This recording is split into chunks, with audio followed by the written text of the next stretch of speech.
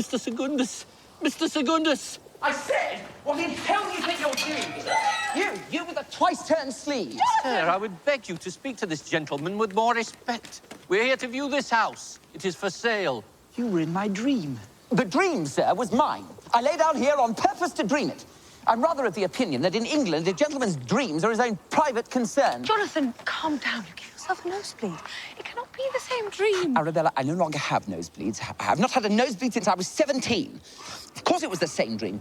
A lady in a blue gown with stars on it. Miss Absalom, the Enchantress. Yes, Miss Absalom the Enchantress. Of course, Miss Absalom the Enchantress. This was Miss Absalom the Enchantress's house.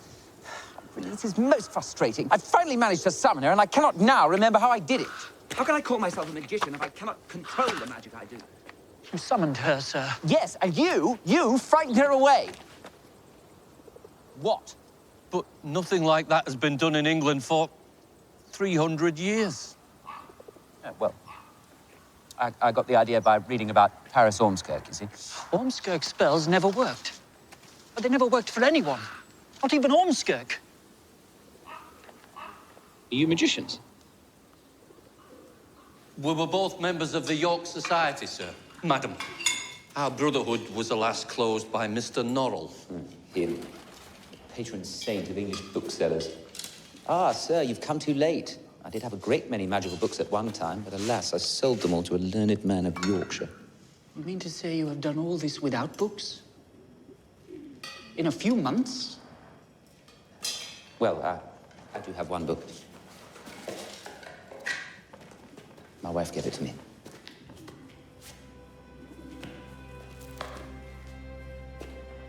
Your husband is a marvel, madam. Though I know nothing of magic. Do take an egg before he eats them all. So, tell me, what brings you two to Stowcross? Mr. Secundus has it in mind to establish a school for magicians. Oh. Could do with a school of magic.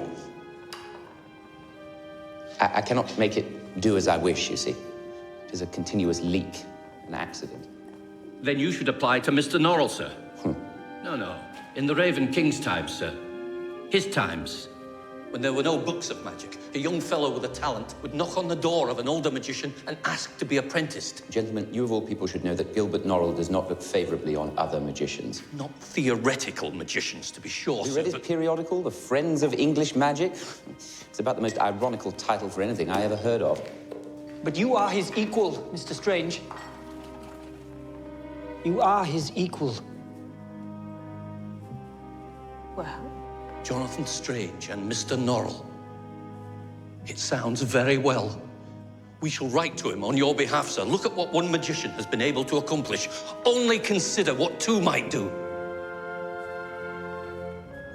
He was no more a magician than I'm the Duchess of Devonshire.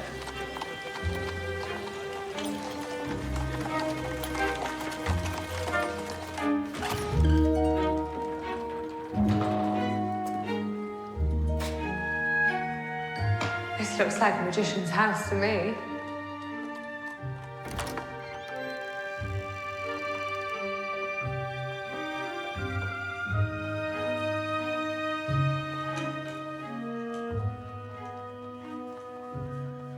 Remember my mother? Just. She used to bring me to London when I was small. An escape from father, I suppose. I'm sure my husband will be kinder than hers. He will do his best. Come. Let's see that you're ready. Never met a magician before. Not a real one.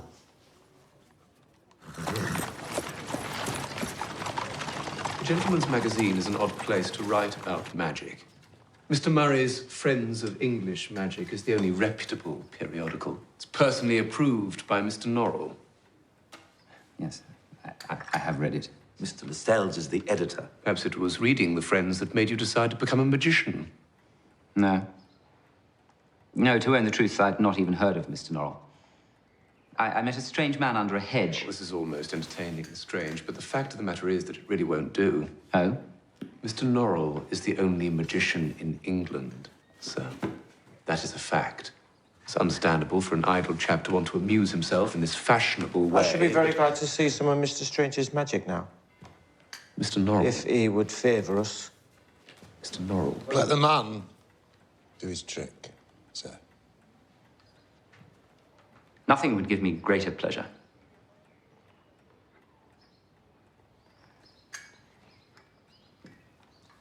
This is one of my own spells.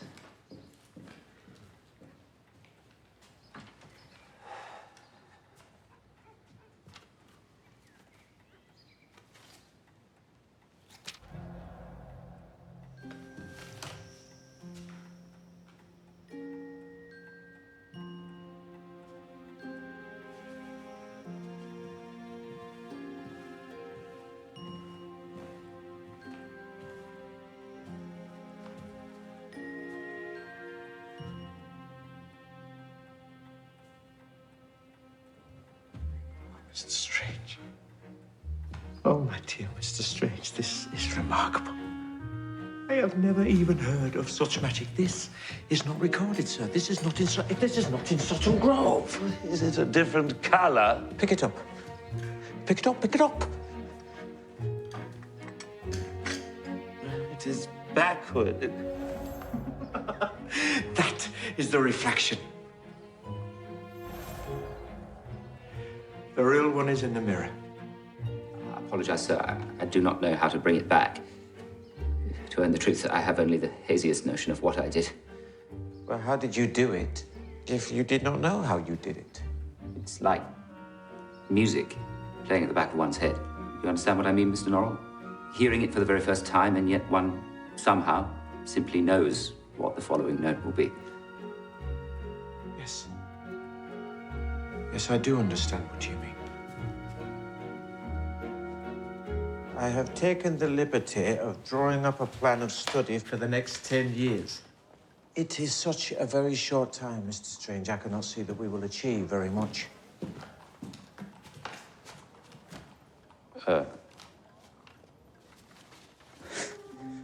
10 years. There is rather more to learn than I had supposed, sir. The practice of magic is full of frustrations and disappointment, but the study is a continual delight. Where do you begin? Here we are. Ah, yes, I see.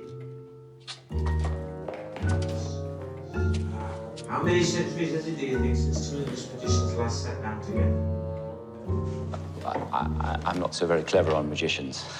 I only really know the Raven King. Yes, well, we must have respectable magic, above all. Let us make that our first task. The Maggio historian Valentine Mundy has many failings, but he is very strong on the magicians of the Golden Age, the so-called Orients. I am sure we will get from him the last time an English magician took an apprentice.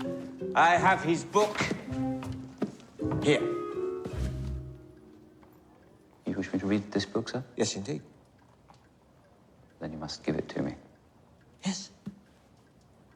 Manchester's language of birds. Here we are. What's that? Most peculiar sound. I think Mr. Norrell is laughing. We shall have to do something about this friendship.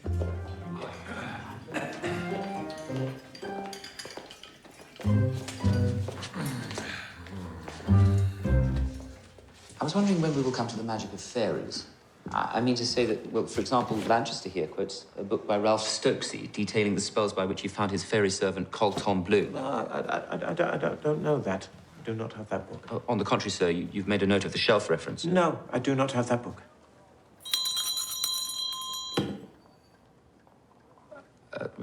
Yes, well, perhaps I'm wrong.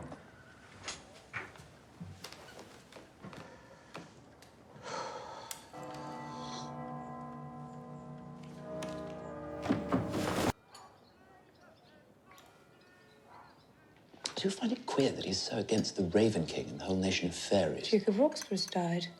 It says here that he has a lot of debts and a very large library. I mean, we're not to touch upon it at all. It seems to me the key to everything. Going to find out more about that. You need your own books, Jonathan. There's a myth that the Raven King wrote a book. We ought to visit your aunt. We should thank her for finding Mary for us. Who? New maid. What, do we have a new maid? You're greatly changed by occupation, Jonathan. I'm sure a month ago you would have certainly noticed a new maid. It's like attending a priest's seminary and being taught nothing about God. In fact, being given the distinct impression that God is wholly irrelevant. What do you mean I would certainly have noticed a new maid? Sir Walter Pole, sir. Excuse the interruption, Mr. Strange. Madam, we have a problem with our blockade. 3 French destroyers have slipped through. We do not know where they are. I believe Mr. Norrell has We gone. do not have the time to find Mr. Norrell, sir. Our boats must catch the tide. You will do, will you not?